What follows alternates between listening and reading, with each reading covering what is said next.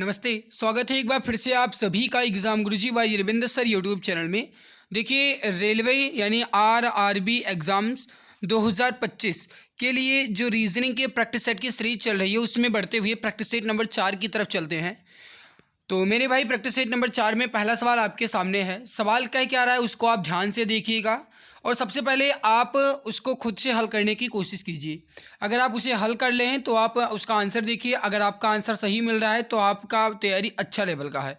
और अगर आप सवाल को हल नहीं कर पा रहे हैं, कहने का मतलब ये है कि अगर आप उसको हल करने में थोड़ा बहुत भी मतलब आपको समस्या होती है, तो आप इस क्वेश्चंस का सॉल्यूशन देखिएगा। वीडियो को पॉज करके खुद से हल कीजिए। नहीं कर पा रहे हैं तो वीडियो को देखिए और क्वेश्चंस के सॉल्यूशन को देखिए। पहला सवाल कह रहा है कि उस विकल्प का चयन करें जो संख्या के निम्न समूह के लिए सही स्पष्टीकरण देता है। संख्या जो दी गई है वो दी गई है 56, 15, 123। अब देखिए, संख्या क्या दी गई है, 56, 15 और 123। ये जो संख्या दी गई है 56, 15, 123, ये किस आधार पर लिखी गई है। जो भी यहाँ पर नियम लागू हो रहे हैं वही नियम आपको ऑप्शन में चेक करना है कि किस ऑप्शन में आपको ये नियम मिल रहा है। देखिए, अगर आप इसको जोड़ोगे तो ये ज़्यादा हो जाएगा। 56 और 15 आप जोड़ोगे तो 56, 10, 66 और 5, 71। 71 को अगर आप 3 से गुणा करो तो 3 एकम 3, 3 सत्ते 21, यानी 213 हो जाता है, जबकि होना चाहिए था 123। ये भी नहीं बन सकता। अगर आप इसको चेक करो तो सबसे पहले आप इसको माइनस कीजिए। मेरे भाई, 56 में से आप 15 माइनस कीजिए। 6 में से 5 जाएगा 1 और 5 में से 1 जाएगा, बचेगा 4। यानी 56 में से अगर आप 15 माइनस करेंगे तो ये हो जाएगा 41। और अगर आप 41 को 3 से गुणा कर देंगे तो ये हो जाएगा आपका 123। तो यहाँ पे आपको ये संख्या मिल चुकी है 123। कहने का मतलब ये है कि पहली संख्या में से दूसरी संख्या घटाना है और उसके बाद अपनी तरफ से 3 से गुणा करना है। लास्ट वाली संख्या आपको मिल जाएगी। यही नियम आपको यहाँ पर लागू करना है। पहले ऑप्शन में चेक कीजिए। 16 में से अगर आप 9 घटाएंगे 7, 7 को अगर आप 3 से गुणा करेंगे तो होना चाहिए था 21, जबकि दिया गया है 66। तो पहला ऑप्शन तो यहाँ पर कट गया। दूसरा ऑप्शन देखिए, 5 में से तो 8 जाएगा नहीं, ये दूसरा भी कट चुका है। और तीसरा देखिए, 60 में से 10 जाएगा, बचेगा 50। 50 को अगर आप 3 से गुणा करेंगे तो होना चाहिए था 150, जबकि है 120। तो सी ऑप्शन भी कट गया। तो राइट उत्तर हो जाएगा आपका डी ऑप्शन। देखिए, चेक कर लीजिए। 42 में से अगर आप 8 घटाएंगे तो ये हो जाएगा आपका 34। 34 को आप 3 से गुणा करेंगे, ये हो जाएगा आपका 102। तो करेक्ट आंसर हो जाएगा डी आंसर। जो भी दोस्त ऑप्शन डी बता रहे हैं बिल्कुल सही आंसर हो जाएगा। तो ये बहुत ईजी सवाल था। लागू क्या करना था कि पहले वाले में से दूसरा वाला घटाना था, पहली संख्या में से दूसरी संख्या घटानी थी, उसके बाद अपनी तरफ से 3 से गुणा करना था। लास्ट वाली संख्या आपको मिल जाएगी। ओके, अगला सवाल देखिए। दिए गए प्रश्न में दिए गए विकल्पों में से विषम को चुनिए। दिए गए प्रश्न में दिए गए विकल्पों में से विषम को चुनना है। अब देखिए, अगर आप चेक करो तो सबसे पहले आप पहले वाले ऑप्शन को देखिए। लिखा गया है ए बी सी, उसके बाद आता है डी, लेकिन डी लास्ट में न लिख करके पहले लिख दिया गया है। दूसरा ऑप्शन में चेक कीजिए डी ई एफ, उसके बाद आता है जी, लेकिन जी को लास्ट में न लिख करके पहले लिख दिया गया है। उसके बाद देखिए डब्ल्यू एक्स वाई, वाई के बाद में जेड, ठीक है। आर एक्स वाई जेड, मेरे भाई एक्स वाई जेड के बाद यहाँ पर ए होना चाहिए था, जबकि यहाँ पर आर लिखा गया है, तो ये वाला गलत हो जाएगा। तो करेक्ट आंसर हो जाएगा आपका ऑप्शन नंबर डी। जो भी हमारे प्यारे भाई बहन ऑप्शन डी बता रहे हैं, बिल्कुल परफेक्ट आंसर आपका हो जाएगा। बिल्कुल करेक्ट आंसर यहाँ पर आपका हो जाएगा।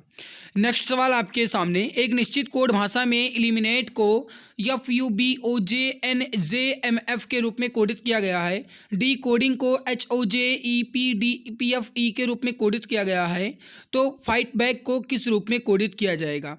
देखिए, सवाल जो है बहुत इजी सवाल है। इजी इसलिए है, आप चेक कीजिए। यहाँ पर लिखा गया है एलिमिनेट, मैं आपको यहाँ पर लिख के बता रहा हूँ, देखिए समझिएगा। ELIMINATE, ये हो गया एलिमिनेट। अब एलिमिनेट को लिखा क्या गया है FUBO, यहाँ पर आप देखिए लिखा गया है FUBO JNJM और F। अब देखिए इसमें नियम क्या लग रहा है। नियम जो इसमें लग रहा है वो ये है कि फर्स्ट वाले से एक बढ़ा करके F लिखा गया, L से एक बढ़ा करके M लिखा गया, I से एक बढ़ा करके J लिखा गया, ये I वाला J लिखा गया, फिर M के बाद N, I के बाद J, फिर N के बाद O, A के बाद B, T के बाद U और E के बाद F। ये कहने का मतलब ये है कि एक एक बढ़ा करके लिखा गया है, बस उसको उल्टा कर दिया गया है। सेम पैटर्न आपको यहाँ पर फाइट बैक में लागू करना है। फाइट बैक में के बाद आता है एल, तो पहले आप यहाँ पर एल लिखेंगे, लास्ट वाले से चेक कीजिएगा। सी के बाद आता है डी, तो यहाँ पर आप लिखेंगे डी। ए के बाद होता है बी, तो बी। उसके बाद वी के बाद होगा सी, टी के बाद यू, एच के बाद आई, जी के बाद एच, और आई के बाद जे, और एफ के बाद जी। ये हो जाएगा। तो आप चेक कीजिए, L D B C U I H J G, ये ऑप्शन बी में आपको मिल रहा है। करेक्ट आंसर हो जाएगा आपको ऑप्शन नंबर बी। तो जो भी प्यारे दोस्त ऑप्शन बी बता रहे हैं बिल्कुल सही आंसर हो जाएगा, बिल्कुल करेक्ट आंसर आपका हो जाएगा। अगला सवाल चेक कीजिए, दिए गए विकल्पों में से दी गई संख्या में गलत संख्या चुनिए। दिए गए प्रश्नों में दी गई श्रृंखला में से गलत संख्या चुनना है कि संख्या गलत कौन सी है।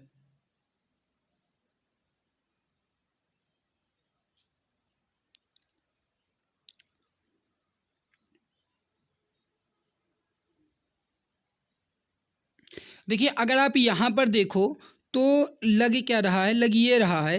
पहले आप संख्या यहाँ पर लिख लीजिए। संख्या देखिए लिखा गया है 18, फिर है 31, उसके बाद 48, फिर है 68, फिर 90, 119 और 150। अब अगर आप देखो तो 68 में 13 जोड़ा गया है, 31 से 48 लाने के लिए इसमें 17 जोड़ा गया है, और इसके बाद अगर 48 से 68 लाने के लिए इसमें 20 जोड़ा गया है, और 68 से 90 लाने के लिए इसमें कितना जोड़ा जाएगा, 68 और 2 70 और 20 यानी 22 जोड़ा गया है।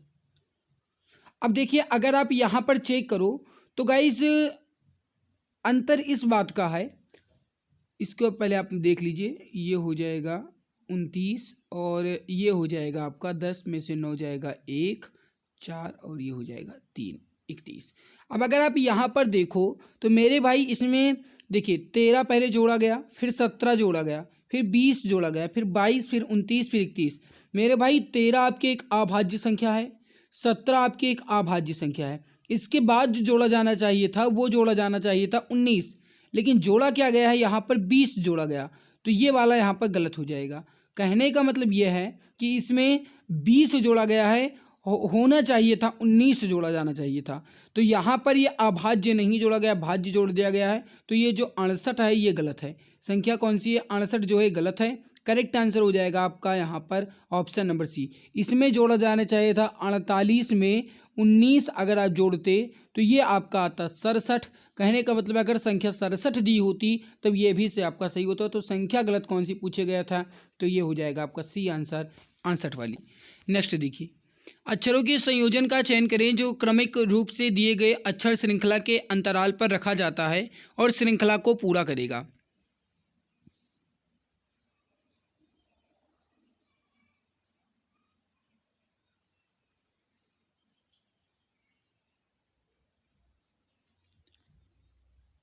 देखिए मैंने आपको पहले भी बता रखा है, अब भी बता रहा हूँ कि जब भी आपको अक्षर श्रृंखला दी जाए तो सबसे पहले आपको इसे पूरा काउंट कर लेना है कि कुल कितने अक्षर श्रृंखलाएं दी गई हैं। देखिए आप इसको जोड़िए, पहले कितने दी गई हैं इसको जोड़िएगा। 1 2 3 4 5 6 7 8 9 10 11 12 13 14 15 16 17 18। कहने का मतलब है कि कुल मिलाकर के 18 संख्याएं दी गई हैं या फिर 18 श्रृंखलाएं हैं। अब इस 18 श्रृंखला अक्षर में आप अगर इसका निकालोगे खंड तो ये निकलेगा 6 18, 6 और 3 का। मेरे भाई 6 और 3 का जो निकलेगा इसमें आप 6 वाला का जो है जोड़ा बनाइएगा, क्योंकि बड़ी संख्या 6 ही दी गई है। तो 6 का आप जोड़ा बना करके इसको अलग कर लीजिए। 1 2 3 4 5 6, ये 6 अलग हो गया, यहाँ से क्यू से कट जाएगा। फिर 1 2 3 4 5 6, ये भी यहाँ से अलग हो गया। तो 6 6 का 3 जोड़ा बन गया है। अब देखिए सबसे पहले आर है तो यहाँ पर भी आपको आर लिखना होगा। आर ए पी है एस है तो यहाँ पर आप एस लिख दीजिए। R P S Q P Q, R P S ये हो जाएगा क्यू पी क्यू, ये हो जाएगा आर पी एस, ये हो जाएगा क्यू पी क्यू। ये पूरा बन चुका है।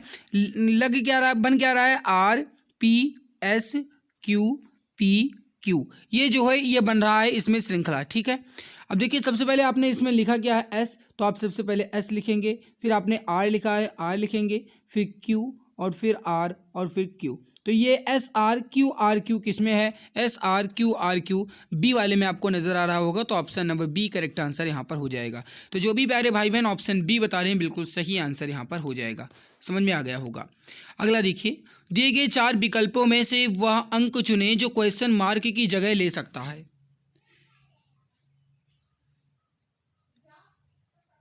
दिए गए विकल्पों में से वह अंक चुनें जो क्वेश्चन मार्क की जगह ले सकता है।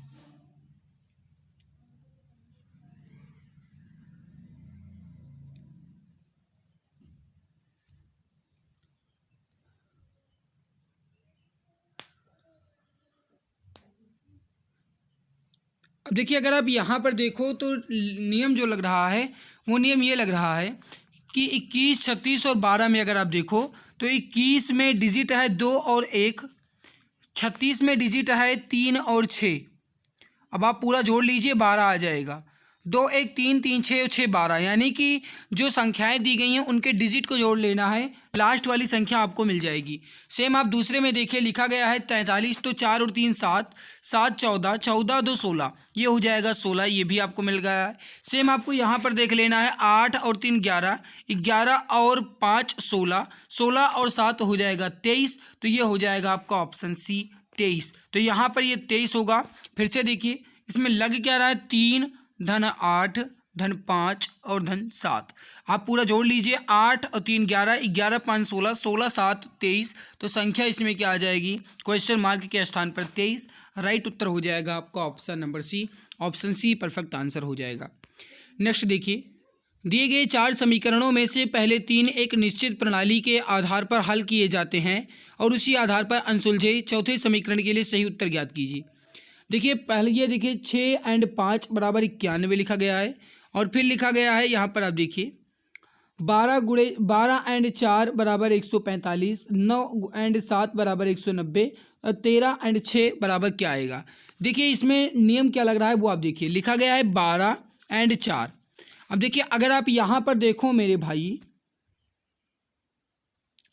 तो इसमें जो लग रहा है वो क्या लग रहा है? 12 बरीहम 144, 4 16, ये भी नहीं लगेगा, 12 चौक 48, ये भी नहीं।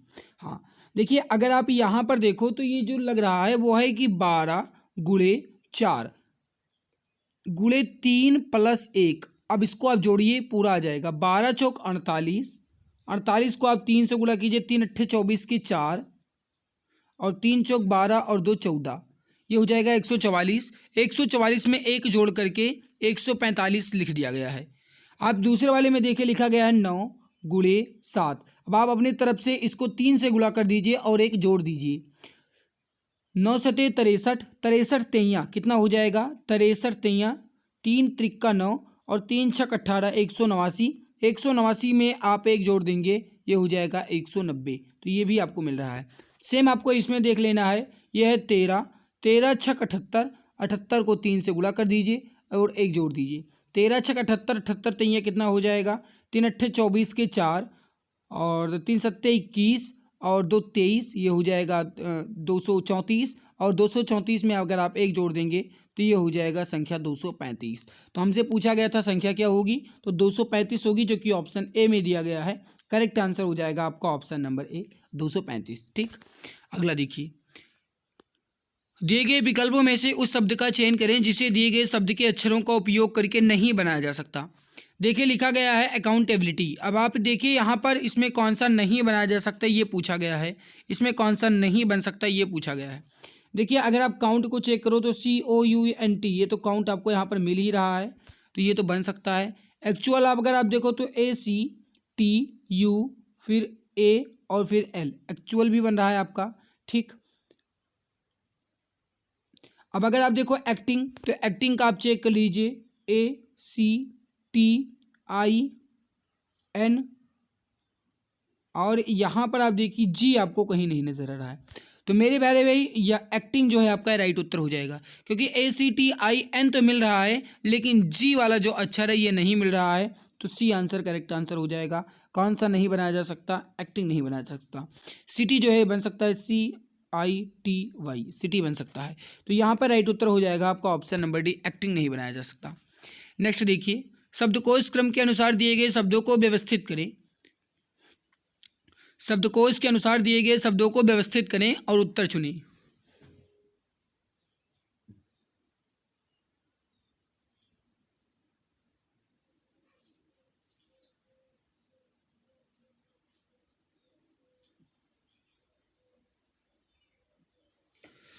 अब देखिए, अगर आप यहाँ पर देखो तो शब्दकोश के अनुसार चेक करना है। डी यू सभी में है, तो इसको कॉमन करने के लिए इसको हटा दीजिए डी यू को।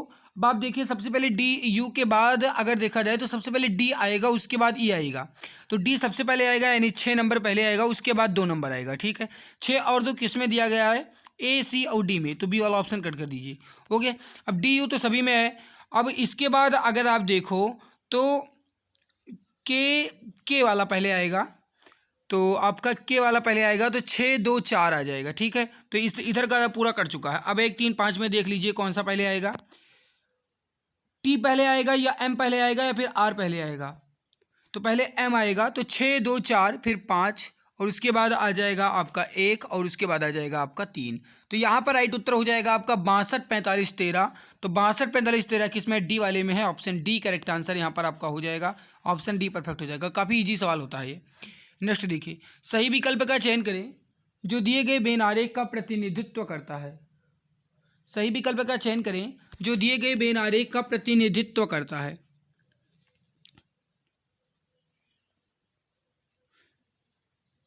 अब देखिए, अगर आप यहाँ पर देखो तो मेरे भाई, पुरुष महिला और लड़के, पुरुष महिला और लड़के, तो पुरुष और महिला और लड़के का बेन आरेख कैसे बनेगा? ये हो जाएगा, जितने भी पुरुष हैं ये हो जाएंगे लड़के, मतलब जितने भी लड़के हैं वो हो जाएंगे पुरुष, मतलब जितने भी लड़के हैं पुरुष हो जाएंगे। ठीक है, और महिला अलग हो जाएगा। तो ये अगर बना होता इस तरीके से तब पहला वाला सही हो सकता था, ये गलत है। भूमि जल और अंतरिक्ष, ये भी गलत है। क्यों? क्योंकि जल जो है ये भूमि के अंदर होगा, अंतरिक्ष अलग होगा, ये भी इसी तरीके से डायग्राम बनेगा। तो बी वाला भी यहाँ पर गलत हो जाएगा। सी वाला देखिए, पशु मानव वृक्ष, तो पशु मानव और वृक्ष इन तीनों का अलग अलग होना चाहिए था, अलग भी इसमें नहीं है, तो ये भी गलत हो जाएगा।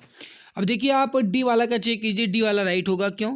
क्योंकि मेरे भाई यहाँ पर अगर आप इसको ठोस रख दें तो कुछ ठोस जो हैं ये तत्व होते हैं और कुछ ठोस जो हैं ये तरल भी होते हैं। तो यहाँ पर राइट उत्तर हो जाएगा आपका डी आंसर। जो भी हमारे प्यारे भाई बहन ऑप्शन डी बता रहे हैं बिल्कुल करेक्ट आंसर हो जाएगा, बिल्कुल परफेक्ट हो जाएगा।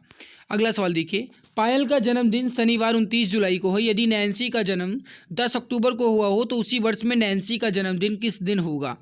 अब देखिए, 29 जुलाई को है पायल का जन्मदिन। पायल का जन्मदिन जो है 29 जुलाई को है और नैन्सी का जो जन्मदिन है 10 अक्टूबर को है।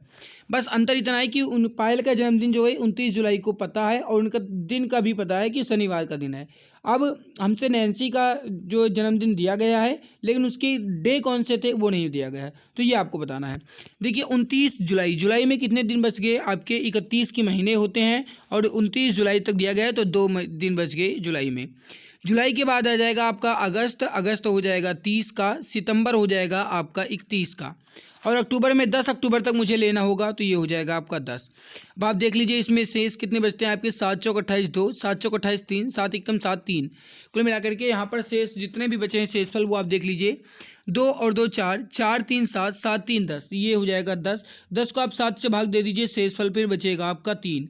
10 को आप 7 से भाग देंगे, शेषफल बचेगा 3। अब इस 3 में शनिवार, आप देखिए शनिवार में आप ये 3 जोड़ दीजिए, आंसर आपका आ जाएगा। तो शनिवार के बाद रविवार, फिर सोमवार और फिर मंगलवार। तो यहाँ पर जो दिन आएगा कौन सा आएगा? मंगलवार। बी आंसर करेक्ट आंसर हो जाएगा आपका मंगलवार। जो भी दोस्त ऑप्शन बी बता रहे हैं मंगलवार बिल्कुल सही आंसर हो जाएगा, तो ऑप्शन बी करेक्ट होगा। ओके, एक ही पासे के 2 पद दिए गए हैं, निम्नलिखित में से कौन सी संख्या 2 के विपरीत होगी?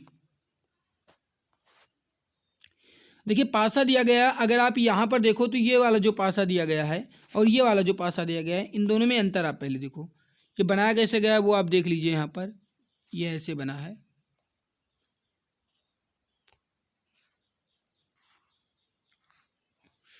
और ये ऊपर वाले में 4 बिंदु हैं, लास्ट वाले में, सेकंड वाले में इसमें 2 बिंदु हैं और इसमें 3 बिंदु हैं। ठीक है, ऐसे बना है। अब देखिए यहाँ पर आप देखिए, सबसे पहले यहाँ पर ये 3 आपका हो जाएगा, नहीं ये देखिए यहाँ पर ऊपर वाले में आप देखिए जो सेकंड वाला है इसमें 4 है और इसमें भी 4 बिंदु हैं। इसमें 2 बिंदु है, इसमें भी 2 बिंदु है। कहने का मतलब है कि दोनों पासा में अगर देखा जाए तो 4 दोनों में है और 2 भी दोनों में है, और इसके बाद बचता है 3 और उसके बाद बचता है 1। तो अगर आपसे पूछा जाता कि 3 का विपरीत क्या है तब आप 1 बता सकते थे, या फिर आपसे अगर ये पूछा जाता कि 1 का विपरीत क्या है तब आप 3 बता सकते थे। लेकिन हमसे पूछा गया 2 का विपरीत क्या है, तो मेरे प्यारे भाई 2 का विपरीत मुझे नहीं पता है। क्यों? क्योंकि 2 का विपरीत इसमें आप निर्धारित ही नहीं कर सकते हैं कि कौन सा हो सकता है, क्योंकि ये दोनों जो हैं कॉमन आ रहे हैं, तो तय नहीं किया जा सकता। डी आंसर करेक्ट आंसर हो जाएगा, या फिर कहा जाए निर्धारित नहीं किया जा सकता। ठीक, अगला देखिए, 6 व्यक्ति P, Q, R, S, T और यू का वजन किलोग्राम में अलग अलग है। क्यू जो है वो आर से भारी है लेकिन पी से हल्का है, और पी सभी में दूसरा सबसे भारी है। टी यू से हल्का है और यू सबसे भारी नहीं है। निम्नलिखित में से कौन सबसे भारी है? बहुत इजी सवाल है, हल कीजिए आप वीडियो को पॉज करके पहले, उसके बाद आप देखिए सॉल्यूशन। देखिए लिखा गया है कि Q जो है वो R से भारी है, तो सबसे पहले आप यहाँ पर लिखिए Q, और Q जो है भाई वो R से भारी है, इतना तो पता है। लेकिन P से हल्का है, मतलब Q जो है वो R से तो भारी है लेकिन ये P से हल्का है, मतलब P जो है Q के ऊपर रहेगा। और P जो है सभी में दूसरा सबसे भारी है, मतलब ये जो P है दूसरा सबसे भारी, इसके ऊपर कोई ना कोई होगा जरूर। T जो है वो U से हल्का है और U सबसे भारी नहीं है, तो ये हो जाएगा U, ये हो जाएगा T, बाकी बचता है आपका S। बस बन गया। 3 अक्षर थे, तीनों अक्षर हो चुके हैं। अब हमसे पूछा गया कौन सबसे भारी है, तो ये हो जाएगा आपका S। राइट उत्तर हो जाएगा आपका ऑप्शन नंबर ए S। तो जो भी दोस्त ऑप्शन ए बता रहे हैं बिल्कुल सही आंसर हो जाएगा, बिल्कुल करेक्ट आंसर आपका हो जाएगा। ओके, अगला देखिए, फिरोज का परिचय देते हुए एक महिला कहती है कि मेरी माँ के इकलौते भाई की इकलौती बहन का इकलौता पुत्र। तो फिरोज का महिला की माँ से क्या संबंध है? देखिए एक बात मैं आपको बता दूं कि ये जो सवाल है इसके पहले वाले सेट में, यानी सेट नंबर 3 में भी मैंने आपको करवाया है। बस अंतर इतना था कि इसमें नाम चेंज था और इसमें नाम दूसरा है। उसमें नाम किसी लड़की का नाम दिया गया था, लड़की नहीं कोई था, ध्यान नहीं है वो था, और इसमें फिरोज दे दिया गया। बस अंतर इतना है, बाकी आंसर वही है। देखिए समझ लीजिए, फिरोज का परिचय देते हुए एक महिला कहती है कि वह मेरी माँ के इकलौते भाई, भाई अब अपने ऊपर खुद से लागू कीजिएगा। आपकी माँ के इकलौते भाई कौन होंगे? आपकी माँ के इकलौते भाई आपके मामा होंगे, है ना। आपकी माँ के इकलौते भाई आपके मामा होंगे। अगर 2-3 मामा होते तो गाइस जो मांझिल सांझिल जो होता वो अलग होता, लेकिन जो कि आपकी माँ के इकलौते भाई यानी आपके मामा की इकलौती बहन यानी आपकी माँ, इकलौती बहन है तो आपकी माँ होगी। अगर 2 बहन होती तो मौसी भी हो सकती थी, लेकिन इकलौती बहन है तो आपकी माँ होंगी। इकलौती बहन का इकलौता पुत्र मतलब आप खुद। तो फिरोज का महिला की माँ से क्या संबंध है? पुत्र होगा। राइट उत्तर हो जाएगा आपका बी आंसर, पुत्र, ऑप्शन बी करेक्ट होगा। नेक्स्ट देखिए, ऊपर से नीचे तक छात्रों की एक पंक्ति में गरिमा ऊपर से 10वें और बबीता नीचे से 20वें स्थान पर है। रोहित गरिमा से 11 स्थान नीचे और बबीता से 21 स्थान ऊपर है, तो पंक्ति में कितने छात्र हैं? काफी इजी सवाल है।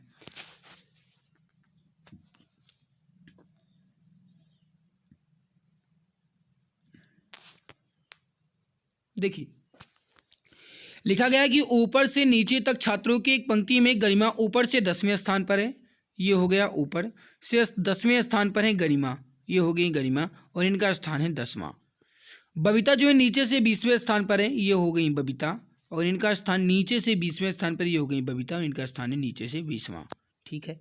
रोहित जो है गरिमा से 11 स्थान नीचे है। अगर गरिमा ऊपर से 10वीं है और अगर रोहित गरिमा से 11 स्थान नीचे है तो मतलब रोहित जो है 21वें स्थान पर होगा टोटल। ठीक, ऊपर से रोहित का स्थान जो होगा 21वां होगा और बबीता से 21 स्थान ऊपर है, तो बबीता का स्थान नीचे से बबीता का स्थान जो नीचे से 20वां था और उनसे भी 21 स्थान ऊपर है, तो ये हो जाएगा आपका 21। ठीक, 21 और ये 20 टोटल, ये हो जाएगा आपका 41। ओके, 21 और 20 टोटल हो जाएगा आपका 41। ओके, अब आप इसको जोड़ लीजिए, 1 और 1 2, 4 और 2 6 62। अब 62 में से आप 1 माइनस कर लीजिए क्योंकि दोनों तरफ से है। लास्ट जो 62 में से 1 माइनस करोगे आप, ये हो जाएगा 61। तो बी आंसर राइट आंसर हो जाएगा 61। ओके, फिर से देख लीजिए। देखिए 10वें स्थान पर है गरिमा, ऊपर से 10वें स्थान पर है, बबीता नीचे से 20वें स्थान पर है। अब गरिमा से 11 स्थान नीचे, 11 और 10 हो जाएगा आपका 21 और 20 और 21 हो जाएगा आपका 41। ये हो जाएगा आपका टोटल 62। 62 में से आप 1 माइनस करेंगे क्योंकि दोनों तरफ से वो कॉमन में आ रहे हैं रोहित, तो रोहित नाम था, हाँ रोहित, जो दोनों तरफ से कॉमन में आ रहे हैं तो एक माइनस कर दोगे, 61 आपका राइट उत्तर हो जाएगा। बी आंसर करेक्ट आंसर यहाँ पर हो जाएगा। अगला देखिए, दो कथन दिए गए हैं और दो कथन के बाद तीन निष्कर्ष 1 2 3 दिए गए हैं। आपको कथन को सत्य मानते हुए निष्कर्ष को देखना है कि कौन सा निष्कर्ष अनुसरण करता है और कौन सा नहीं। कथन आप पहले उसको जो दिया गया उसको देखिए और उसके बाद इसके डायग्राम को बनाइए, हल कीजिए। कथन दिया गया है कि सभी एयरपोर्ट स्काई हैं, ये हो जाएगा एयरपोर्ट, एयरपोर्ट को ए से लिख दूंगा। सभी एयरपोर्ट स्काई हैं, जितने भी एयरपोर्ट है वो स्काई हैं, यानी एस हो जाएगा। ठीक, सभी एयरपोर्ट स्काई हैं और कुछ स्काई मरीन है, स्काई का कुछ हिस्सा जो है ये है मरीन, यानी एम। ओके, ये हो जाएगा कथन। ये पूरा कथन का डायग्राम बन चुका है। सभी एयरपोर्ट स्काई हैं, जितने भी एयरपोर्ट हैं वो स्काई हैं और कुछ स्काई मरीन है, स्काई का कुछ हिस्सा मरीन है। ठीक है, निष्कर्ष जो दिया गया है वो दिया गया है कि कुछ मरीन एयरपोर्ट है, मरीन का कुछ हिस्सा एयरपोर्ट को कट कर रहा है, नहीं, मरीन का कुछ हिस्सा स्काई को कट कर रहा है लेकिन एयरपोर्ट को नहीं कट कर रहा है, तो ये हो जाएगा आपका पहला गलत। दूसरा देखिए, कुछ स्काई एयरपोर्ट है, स्काई का कुछ हिस्सा एयरपोर्ट है, बिल्कुल मेरे प्यारे भाई, स्काई का कुछ हिस्सा एयरपोर्ट है, तो दूसरा वाला सही है। तीसरा देखिए, सभी एयरपोर्ट मरीन है, एयरपोर्ट का सारा हिस्सा मरीन है, नहीं, ये भी गलत है, इसमें कोई नहीं होगा, तो ये भी गलत है। तो केवल और केवल निष्कर्ष 2 अनुसरण करता है, राइट उत्तर हो जाएगा आपका ऑप्शन नंबर बी, केवल निष्कर्ष 2 अनुसरण करता है। तो ऑप्शन नंबर बी, जो भी दोस्त ऑप्शन बी बता रहे हैं बिल्कुल सही आंसर, बिल्कुल करेक्ट आंसर आपका यहाँ पर हो जाएगा, ऑप्शन बी परफेक्ट हो जाएगा। ठीक, अगला देखिए, उस विकल्प का चयन करें जिसमें निम्नलिखित आंकड़ा पूरा हो जाएगा, ये आपको देखना है।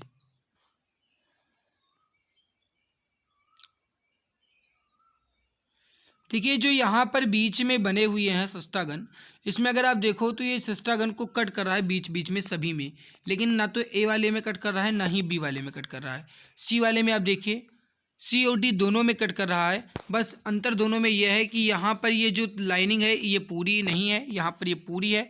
ऊपर वाले में देख लीजिए, अगर पूरी नहीं होगी तो यही राइट उत्तर होगा। यहाँ पर देखिए, इसमें भी पूरी नहीं है, इसमें भी पूरी नहीं है, इसमें भी पूरी नहीं है, तो अब की बार जो आएगा उसमें भी पूरी नहीं होगी, तो ये यहाँ पर है, इस वजह से गलत हो जाएगा। राइट उत्तर हो जाएगा आपका सी आंसर। ओके, अगला देखिए, दी गई आकृति में कितने त्रिभुज हैं, त्रिभुजों की संख्या आपको बताना है।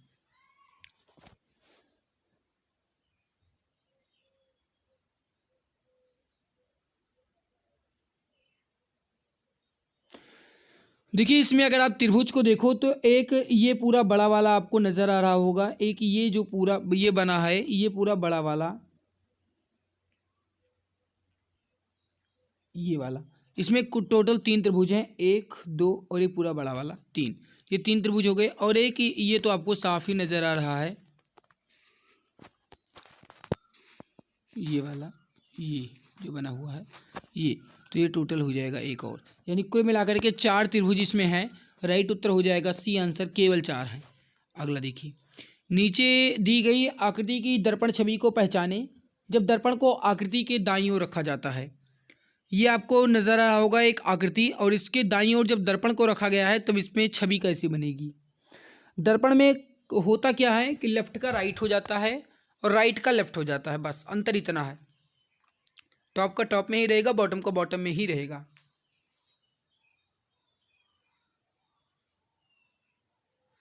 तो पहला वाला गलत हो जाएगा क्योंकि इसका ये दर्पण छवि नहीं है, जल छवि बन गया है, तो ये गलत हो जाएगा। बी वाला भी गलत हो जाएगा क्योंकि ये same pattern same to same बना हुआ है, बस ऊपर वाला का चेंज किया गया है। सी वाला अगर आप देखो तो सी वाला यहाँ पर राइट उत्तर हो जाएगा। डी वाला भी गलत हो जाएगा क्योंकि जो नीचे सस्टागन बना था ये ऊपर चला गया है, तो ये भी गलत हो जाएगा। तो सी आंसर आपका यहाँ पर परफेक्ट होगा, ऑप्शन सी करेक्ट आंसर यहाँ पर हो जाएगा। उस विकल्प का चयन करें जिसमें दी गई आकृति अंतर्निहित है।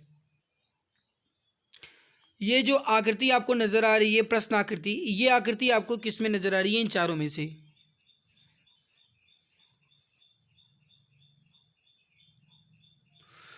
देखिए, यहाँ पर अगर आप देखो तो ये जो बना हुआ है पहले वाले में, ये त्रिभुज तो आपको ये जो बना हुआ है ये त्रिभुज तो आपको यहाँ पर नज़र आ रहा होगा। बस अंतर इतना है कि इस त्रिभुज में ये जो बना हुआ है वृत्त वाले कट करके इसमें नहीं बना हुआ है, तो ये गलत हो जाएगा। ठीक, पहला वाला तो गलत आ गया। दूसरा भाग अगर आप देखो तो दूसरा वाला देखिए, दूसरे वाले में कुछ कुछ नज़र आ रहा है, बस अंतर इतना है कि ये उल्टा बना हुआ है। दूसरे वाले में अंतर इतना है कि ये उल्टा बना हुआ है, ये पूरा का पूरा मुझे यहाँ पर नज़र आ रहा है, ये वाला। हाँ, दूसरे वाले में बिल्कुल सही है, बस केवल और केवल घुमाया गया है। बी आंसर आपका राइट आंसर यहाँ पर हो जाएगा। जो भी दोस्त ऑप्शन बी बता रहे हैं बिल्कुल सही होगा। अगला देखिए, विकल्पों में से संबंधित शब्द का चयन करें। समुद्र विज्ञान का संबंध महासागर है, तो कोशिका विज्ञान का संबंध किससे होगा? काफ़ी इजी है। देखिए समझिए, समुद्र विज्ञान महासागर कहने का मतलब है कि महासागर से संबंधित जो ज्ञान होते हैं वो समुद्र विज्ञान में आपको मिलेगा, या फिर समुद्र विज्ञान वाली अध्ययन में आपको मिलेगा। और तो ये हो जाएगा आपका समुद्र विज्ञान, ठीक। और कोशिका विज्ञान का अगर आप देखें तो कोशिका विज्ञान में आप कोशिका के बारे में अध्ययन करेंगे। तो कोशिका विज्ञान में आप किसके बारे में अध्ययन करेंगे? कोशिका के बारे में। तो ये हो जाएगा कोशिका, डी उत्तर राइट उत्तर हो जाएगा कोशिका। ओके, अगला सवाल देखिए, विकल्प का चयन करें जो तीसरे पद से उसी तरह संबंधित है जैसे दूसरा पद पहले पद से संबंधित है। बिल्ली, बिल्ली का बच्चा, ऊँट, ऊँट का संबंध किससे? देखिए बहुत ईजी है। बिल्ली के बच्चे को बिल्ली का बच्चा, ऊँट के बच्चे को बछड़ा कहा जाता है, बछड़ा। तो ये यहाँ पर हो जाएगा आपका बी आंसर, बछड़ा। एक बार चेक कर लीजिएगा यहाँ पर, इस सवाल को बछड़ा ही कहा जाता है शायद, तो बी आंसर राइट होगा।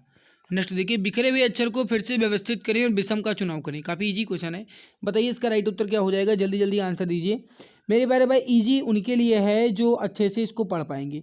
अगर आप एक एक अक्षर को ध्यान से देखेंगे तो आप इसका आंसर इजी तरीके से बता सकते हैं, लेकिन अगर आप ध्यान नहीं देंगे तो इसका आंसर बहुत गलत हो सकता है। तो जल्दी जल्दी बताइए इसका राइट आंसर यहाँ पर क्या हो जाएगा? पहले आप इसको व्यवस्थित करिए, फिर विषम का चुनाव करिए।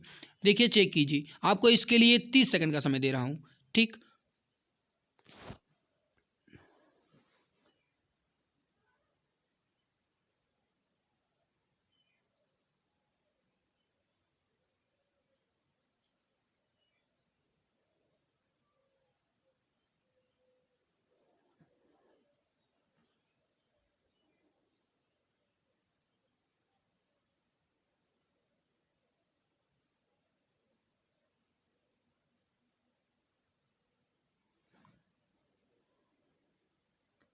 देखिए 30 सेकंड पूरे हो गए हैं। बिखरे हुए अक्षर को फिर से व्यवस्थित करें और विषम का चुनाव करें। देखिए अगर आप पहले वाले अक्षर को देखोगे तो लिखा है GMONA। अब आप देखिए GMONA अगर आपने बोला तो आपको पता चल गया होगा कि इसको अगर मैं व्यवस्थित करूँ तो MANGO मैं बना सकता हूँ। पहले वाले में मैंगो बन सकता है, ठीक। तो ये पहला वाला मैंगो बन गया। दूसरा वाला अगर आप देखो तो लिखा गया है ये RHACEGR। तो मेरे प्यारे भाई आप इसको लिखो तो ये हो सकता है CHARGER, ये हो सकता है आपका यहाँ पर, ये हो जाएगा चार्जर, ठीक। इसको आप देखिए तो ये लिखा है EOTMPCRU। तो अगर आप इसको देखो तो सी वाले को आप बना सकते हैं COMPUTER, ये हो जाएगा कंप्यूटर। दूसरे अगर डी वाले को आप देखो तो लिखा है OEMLIB, तो इसको आप बनाओ तो MOVILE, मोबाइल। तो अगर आप यहाँ पर देखो तो इसमें इलेक्ट्रॉनिक उपकरण आपका हो जाएगा बी यानी चार्जर, सी यानी कंप्यूटर और डी यानी मोबाइल। ये तीनों इलेक्ट्रॉनिक उपकरण हो जाएंगे। जबकि ए वाला जो है आपका एक फल है, मैंगो एक प्रकार का फल है, तो यही आपका यहाँ पर विषम हो जाएगा। सही उत्तर हो जाएगा ए आंसर। काफ़ी टिपिकल सवाल था, तो ए आंसर आपका यहाँ पर करेक्ट आंसर हो जाएगा। जो भी दोस्त ऑप्शन ए बता रहे हैं बिल्कुल सही आंसर यहाँ पर हो जाएगा।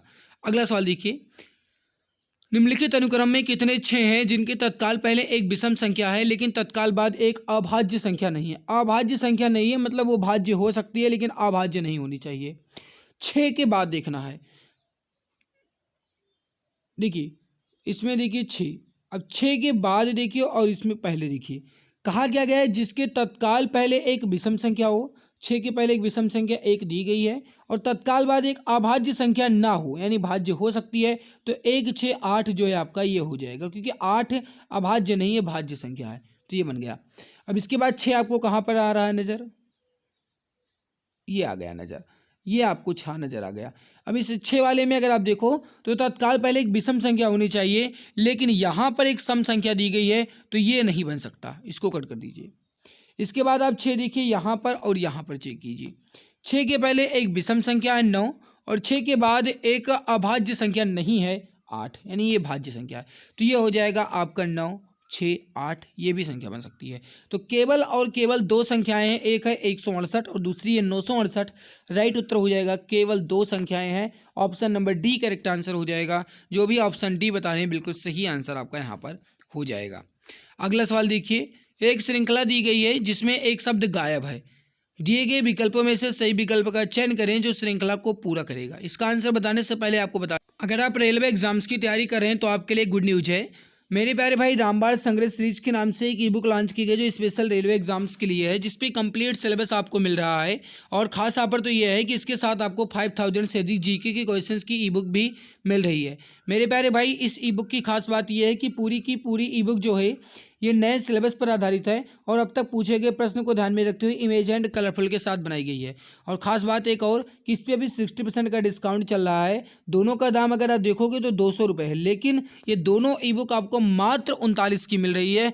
दोनों की दोनों ई बुक आपको मात्र 39 की मिल रही है। तो मेरे प्यारे भाई, ये खास मौका आपके लिए अभी के लिए है, तो अभी 60% डिस्काउंट के साथ आप फायदा उठाइए। इस ई बुक में आपको रेलवे के लिए पूरी कंप्लीट रामबाण संग्रह सीरीज मिलेगी, साथ में जो 5000 से जीके के क्वेश्चंस की बुक है इसमें आपको history, geography, economic, constitution, science, physics, chemistry, biology, static GK के पूरे 5000 क्वेश्चन के साथ एक्स्ट्रा पॉइंट्स मिलेगा। और ई बुक जो है पूरी की पूरी इमेज एंड कलरफुल के साथ है ताकि आपको पढ़ने में मजा आए। तो अगर आपको ये लेना है तो अभी 60% का डिस्काउंट चल रहा है। आप इस ई बुक को इस दिए गए व्हाट्सएप नंबर है 8948667652 8948667652 इस नंबर पे आपको व्हाट्सएप करना है। यहाँ से आपको ये ई बुक मिल जाएगी। इस ई बुक के बारे में पूरी जानकारी भी आपको यहाँ से मिल जाएगी। तो नंबर ध्यान से नोट कीजिएगा 8948667652। इस नंबर पे व्हाट्सएप करके एक बार जानकारी जरूर ले लीजिएगा।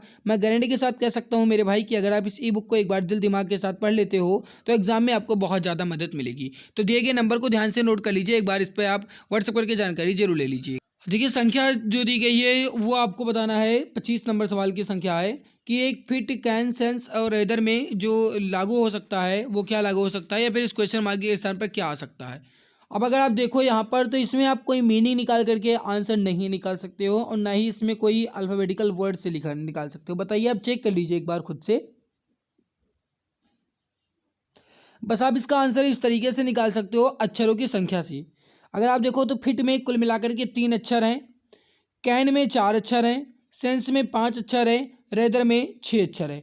तो अब मेरे प्यारे भाई, इसके बाद जो आएगा वो 7 अक्षर वाला आपका आंसर होगा। बस अंतर इतना है, जिसमें भी आपका 7 अक्षर हो वही आपका आंसर बन सकता है। तो 3 और 3 6 और 3 9, तो ये गलत। इसमें देखिए 3 और 3 6, ये भी गलत। इसमें देखिए 3 और 3 6 और 1 7, ये बिल्कुल राइट उत्तर हो जाएगा। इसमें आपका केवल 5 अक्षर है तो ये भी गलत। तो यहाँ पर सी वाला आपका करेक्ट आंसर हो जाएगा। जो भी प्यारे दोस्त ऑप्शन सी बता रहे हैं बिल्कुल सही आंसर यहाँ पर आपका हो जाएगा। तो ये भी 25 क्वेश्चन कंप्लीट हो चुके हैं। तो प्रैक्टिस सेट नंबर 3 भी कंप्लीट हो चुका है। अब हम प्रैक्टिस सेट नंबर 4 भी कंप्लीट हो चुका है। अब जो मैं कंप्लीट करूँगा वो है आपका प्रैक्टिस सेट नंबर 5। तो मेरे प्यारे भाई, ये जो मेहनत है आपको ये कैसी लगी इस पर आप अपना राय जरूर दीजिएगा। अगर वीडियो अच्छी लगी तो लाइक जरूर कर देना। चैनल पर पहली बार आए हो तो चैनल को सब्सक्राइब कर लेना ताकि आने वाली हर एक नई क्लास की नोटिफिकेशन आपको समय से मिला करे। बाकी इस क्लास की PDF जो है ये मैं आपको Telegram channel exam Guruji by Arvind sir पर दे दूँगा। Telegram channel exam Guruji by Arvind sir के नाम से टेलीग्राम चैनल बना हुआ है। आप वहाँ से आप इसकी PDF को ले लीजिएगा। ठीक है दोस्त, वहाँ से आप इसकी PDF को ले लीजिएगा और इसको रिवाइज कर लीजिएगा। बाकी कहीं कोई डाउट है, किसी भी सवाल में कोई भी समस्या है तो आप कमेंट सेक्शन में कमेंट करके पूछ सकते हैं, या फिर कमेंट करके आप बताइएगा, वो इसमें सुधार भी करूँगा। कहीं भी कोई भी समस्या है तो आप बताइएगा, अगली वीडियो में सुधार भी करूँगा। मिलते हैं इसके बाद एक नई बेहतरीन वीडियो में। तब तक के लिए खुश रहिए, मुस्कुराते रहिए, अच्छे से पढ़ाई करते रहिए। कहीं कोई डाउट हो तो आप कमेंट्स करके पूछ सकते हैं। मिलते हैं इसके बाद एक नई बेहतरीन वीडियो में। तब तक के लिए जय हिंद, जय भारत, वंदे मातरम।